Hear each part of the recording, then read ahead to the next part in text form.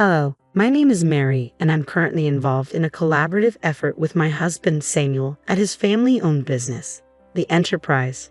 Run by my father-in-law, Liam. It's a cozy, welcoming company with a small team of about 6 people.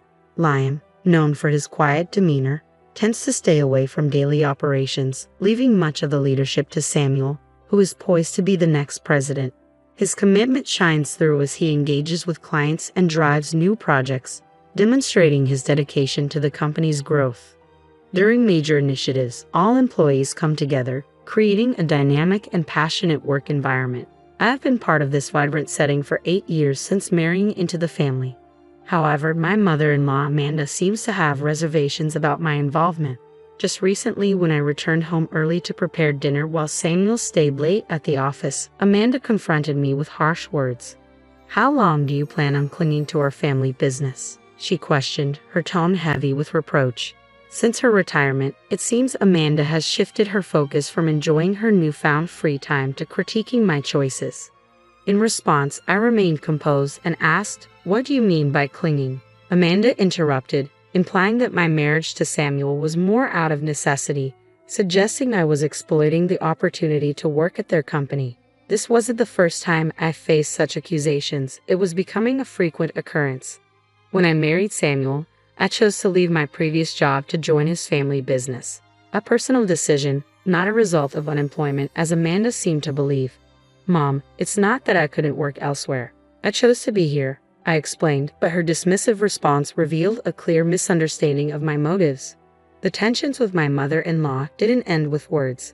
Despite her promises to manage the household after retiring, she rarely contributed, leaving Liam to seek her help with chores. Amanda stubbornly insisted, "I've worked all my life. Now it's the daughter-in-law's turn to handle the household duties." As a result, the responsibility often fell to me for dinner preparations and cleanup. One afternoon, I gathered my courage to address a lingering issue. "Amanda," I began hesitantly, "I've noticed the dishes often stay unwashed in the sink. It would help if you could tidy up after your meals." Unfortunately, my cautious approach ignited a fiery reaction. She lashed out, accusing me of overstepping my boundaries and questioning my right as a daughter-in-law to impose rules in her home. Caught in this draining exchange, I became acutely aware of the time slipping away. If I didn't start dinner soon, our meal would be significantly delayed. Despite my growing frustration, I managed to remain calm. "Mom, let's continue this conversation later," I suggested, hoping to ease the tension and shift my focus back to dinner preparations. Seemingly cooled by my proposal, Amanda retreated to the living room, leaving me alone with my thoughts amidst the clatter of kitchen utensils. Both Liam and Samuel were no strangers to Amanda's abrasive treatment. They often tried to intervene when they witnessed it. However, their attempts seemed to have little impact. Each time they addressed the issue, their expressions reflected deep concern and frustration, demonstrating their earnest desire to foster harmony within our family dynamic. Ironically, when they admonished Amanda, it only redirected her anger toward me, intensifying her hostility. Though I had never endured physical violence, the emotional weight of Amanda's words was profound. Liam and Samuel's support was my refuge, helping me withstand her biting remarks. That support was tested one particularly challenging morning. After cleaning up from breakfast and preparing to leave for work, Amanda suddenly exclaimed, "Oh my, what a mess! A trash heap here."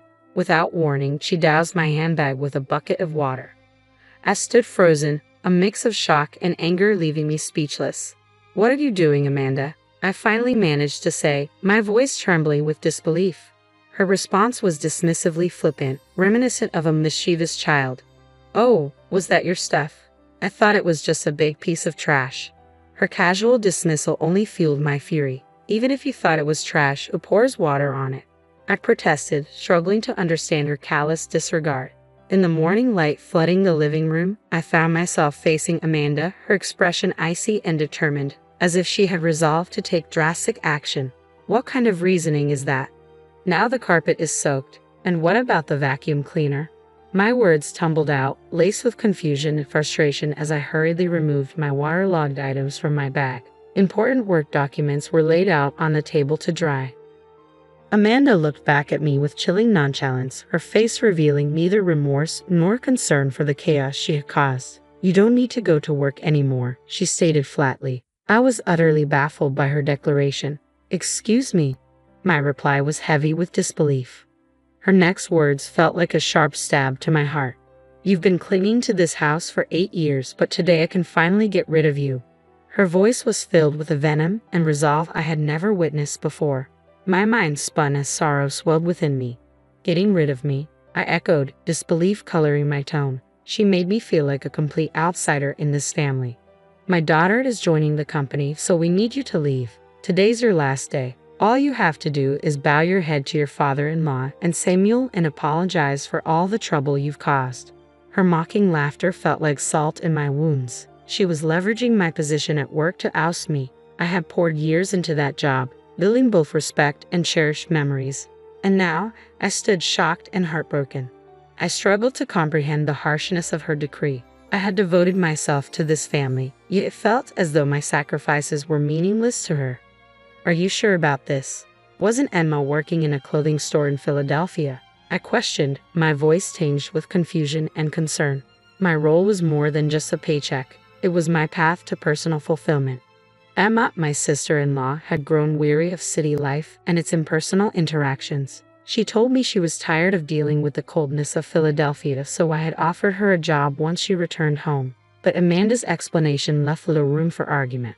"Amanda," I said, but her words struck like a harsh winter gust. "She's agreed to come back immediately, and now that she is, I want you out of this house." Her declaration was staggering, almost impossible to absorb. With a single sweeping decision, she was ready to uproot my life, completely disregarding my place within the family without any opportunity for discussion. She coldly handed me an envelope. "I've written your resignation letter," she announced, effectively banishing me from our home. In that moment, my heart shattered. Years of dedication and togetherness felt dismissed as trivial, like discarded pieces of paper. Her actions tore at the fabric of our family bond, leaving it irreparably damaged. With a heavy heart, I made the short 5-minute walk to the company, a path I had trodden countless times before, but never with such a tumult of emotions. Under the cool morning sky, each step felt laden with the gravity of the unfolding situation. Upon entering the office, I braced myself for the inevitable. I shared the news with my father-in-law Liam and my husband Samuel, relaying Amanda's harsh ultimatum. Their expressions reflected a blend of shock and restrained anger, yet they remained composed amidst the turmoil. Tentatively, they suggested that perhaps it was time for me to step away, to show Amanda the real impact of her demands. This idea plunged my heart into further chaos. After years of relentless work at our family business, the thought of taking a break longer than the brief holidays of Thanksgiving or Christmas felt both foreign and overwhelming. However, encouraged by Samuel and Liam's supportive words, "Why don't you spread your wings for a change?" I resolved to take a short trip. As I packed, my mind swirled with reflections on my life, the choices I had made, and what the future might hold. Meanwhile, my sister-in-law Emma, who was supposed to replace me at the company, arrived shockingly late at 2 p.m. Her lackadaisical attitude left Samuel and Liam bewildered and frustrated. Despite their efforts to engage her, Emma showed little interest in grasping the intricacies of the business.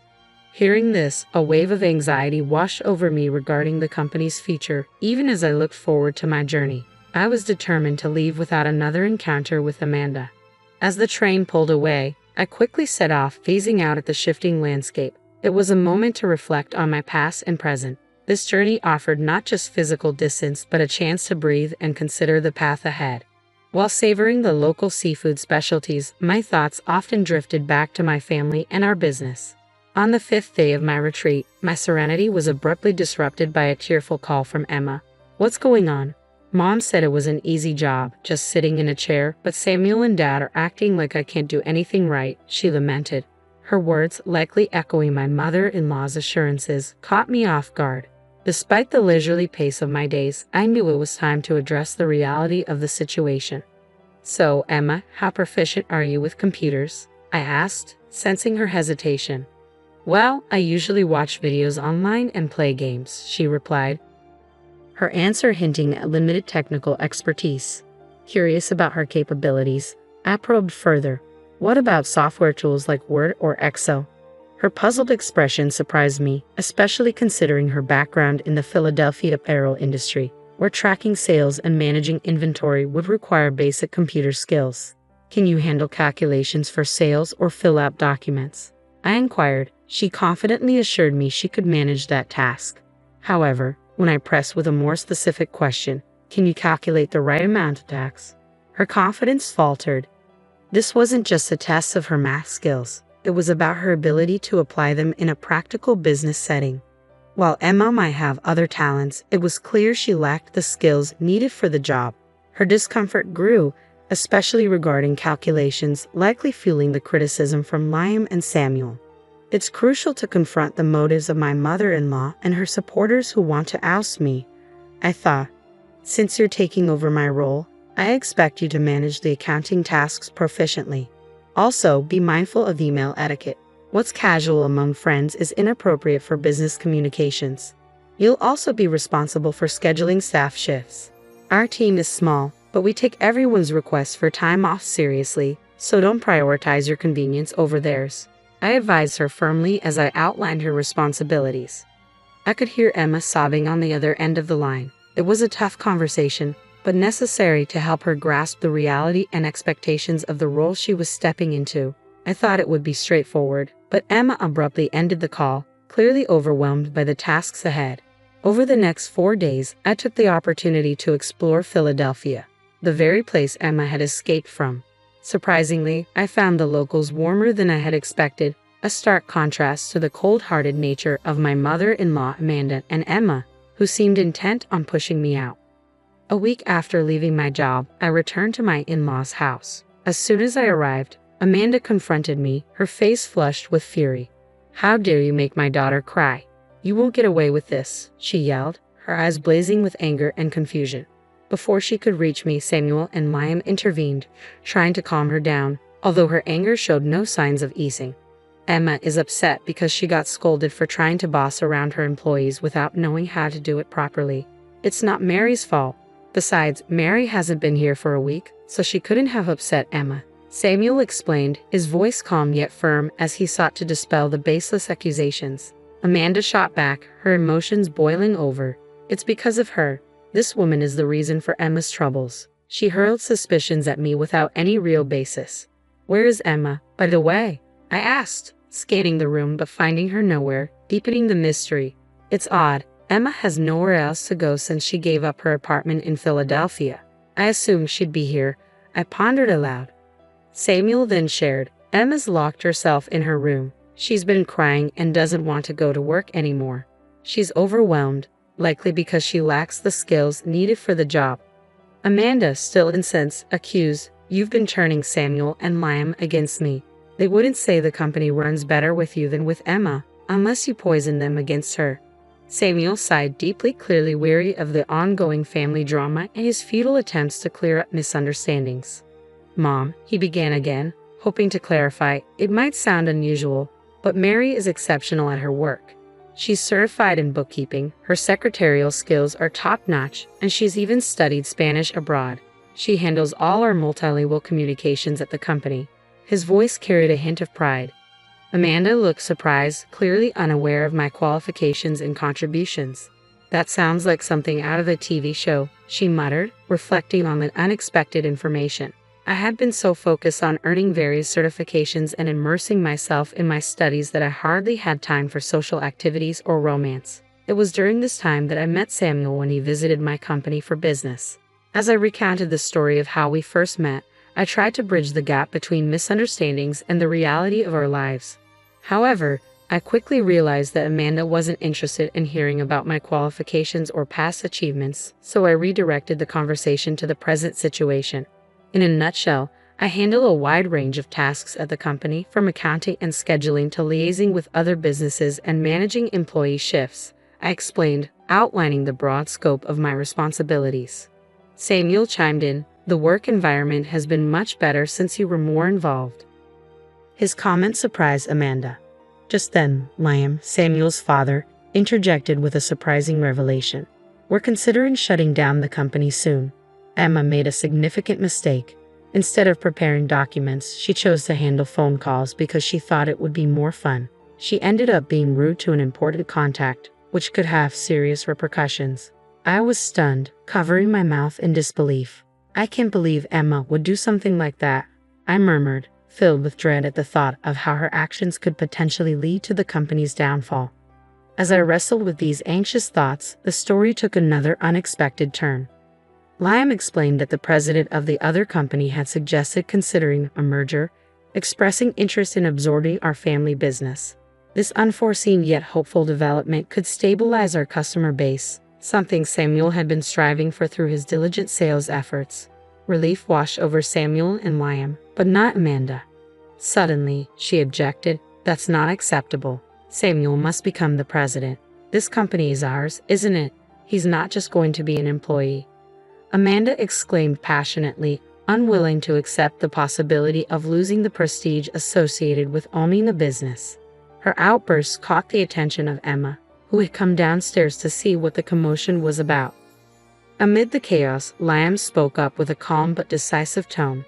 "I am divorcing you. You've not only resisted change and neglected your duties at home and to the family, but have also learned about your escapades with younger men. I can't support that behavior any longer." His announcement shocked everyone, especially Samuel and me. Liam then retrieved divorce papers and a photo of Amanda with a young man from a shelf in the living room, placing them on the table. "You can see these divorce papers now and take your belongings. I won't pursue alimony. Trying to get any money from you would be pointless," he stated firmly. "How can you say that? Haven't I devoted myself to this house all these years?" Amanda protested.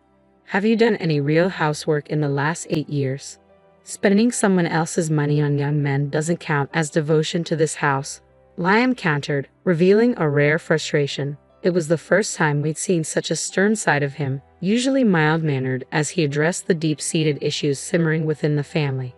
The sight of Liam, usually so composed, visibly upset, shocked everyone, especially Emma, who had just entered the room. Her body shook slightly, a clear sign of her astonishment and fear. "Emma, this involves you too," Liam declared, his voice firm. "You came back because you couldn't make it on your own in Philadelphia, and now you can't even secure a job here. You act as if you're above everyone else. You've stopped trying altogether. It's time for you to leave this house as well." Emma was stunned, her face a mix of confusion and denial. "Wait a minute, Dad. Maybe Mom has her issues, but I'm still your daughter, right?" she protested desperately, trying to cling to her place in the family hierarchy. Amanda, feeling the sting of her daughter's words, expressed her shock. "Are you betraying me now, Emma?" she accused, her voice tinged with hurt and disbelief. As tensions escalated, Liam quickly intervened to prevent further conflict. "To avoid more trouble, I've arranged for you both to stay with an acquaintance until you find your footing again. They will be here shortly to pick you up. Please get your essential belongings ready," he instructed, his tone leaving no room for argument. With heavy hearts and no other options, Amanda and Emma packed their belongings. Shortly after, an acquaintance of Liam, who managed a factory with living accommodations, arrived to escort them to their new temporary home. Meanwhile, Samuel, Liam, and I took the opportunity to inform our employees about the impending merger with a larger corporation, preparing them for the changes and challenges ahead. Amid these significant life adjustments, I discovered I was pregnant. I shared the joyous news with the president of the acquiring company, who responded enthusiastically and promised to arrange a suitable replacement for my position, ensuring a smooth transition. With the promise of new beginnings and the anticipation of our growing family, Samuel and Liam dedicated themselves even more passionately to their work, inspired by the bright future ahead.